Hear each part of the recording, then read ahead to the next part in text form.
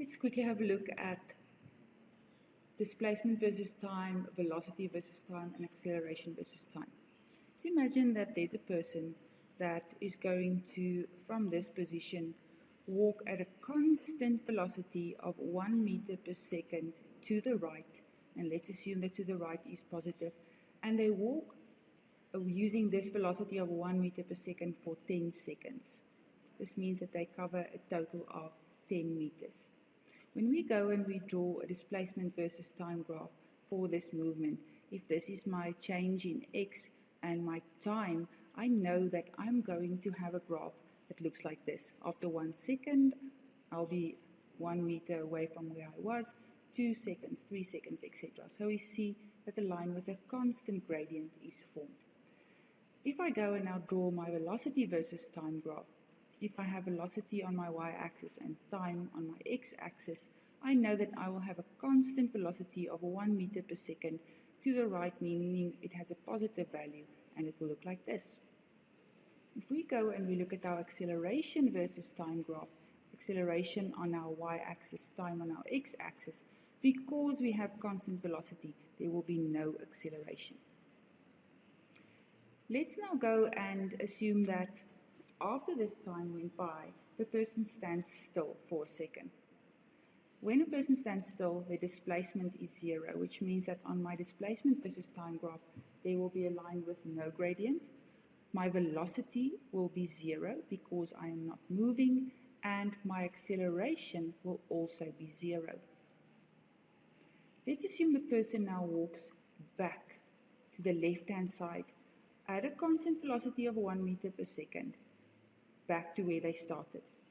Now I see that on my displacement versus time graph, the person will move in the opposite direction, and let's say they end up right where they started.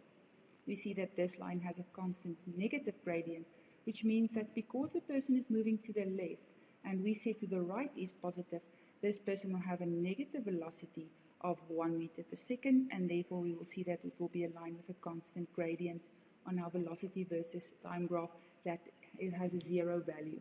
So no increase in velocity, constant velocity. Acceleration versus time will also be 0. If the person were to go and, let's say for example, instead of walking at a constant velocity, speed up, and I'll use a different color, we will see that our graph will look like this.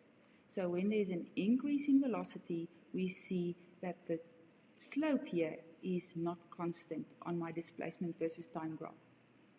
My velocity versus time will have a line with a constant positive gradient, and my acceleration versus time will be constant, therefore no gradient to that line.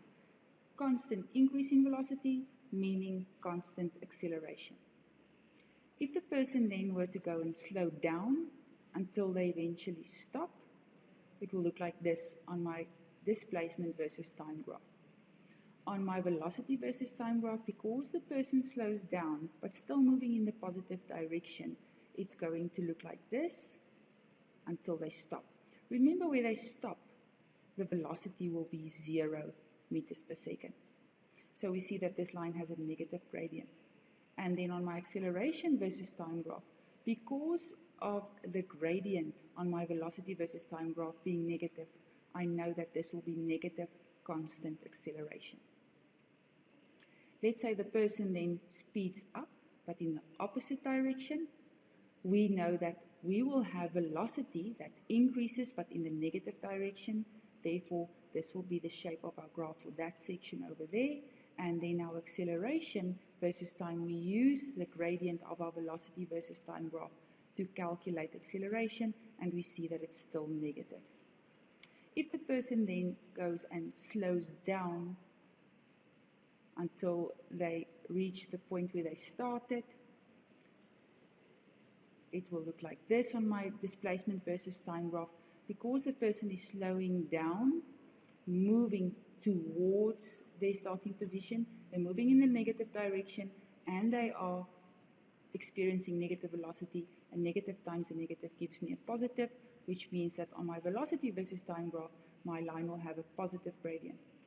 On my acceleration versus time graph, because acceleration equals the change in v over the change in t, and gradient is actually the change in y over the change in x. We can see that this positive gradient here means that I have positive acceleration. Make sure you understand the basics of displacement versus time, velocity versus time, and acceleration versus time, so that you can interpret these graphs easily later on.